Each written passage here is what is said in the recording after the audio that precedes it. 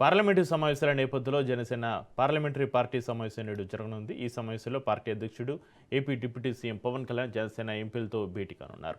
రానున్న పార్లమెంటు సమావేశంలో పార్టీ అనుసరించాల్సిన వ్యూహంపైన విస్తృతంగా చర్చించనున్నారు.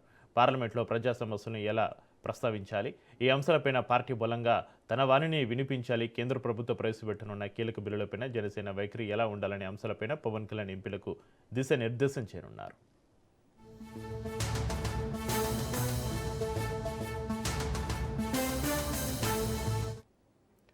ముఖ్యంగా పార్లమెంట్లో చర్చకు వచ్చే బిల్లులపై పార్టీ అధికారిక అభిప్రాయాన్ని కూడా ఈ సమావేశంలో స్పష్టం చేసే అవకాశం ఉంది. ఆంధ్రప్రదేశ్ ప్రయోజనాలకు సంబంధించిన అంశాలను పార్లమెంట్లో బలంగా ప్రస్తావించాలని జనసేన ఎంపీలకు పవన్ కళ్యాణ్ సూచించే అవకాశం ఉంది. రాష్ట్రానికి రావాల్సిన నిధులు, మౌలిక సదుపాయాల అభివృద్ధి, ఉపాధి అవకాశాలు, పెండింగ్ ప్రాజెక్టులు, విభజన హామీల అమలు వంటి అంశాలపైన కేంద్ర ప్రభుత్వ దృష్టిని ఆకర్షించేలా ఎంపీలు వ్యవహరించాలని సూచించే అవకాశం ఉంది.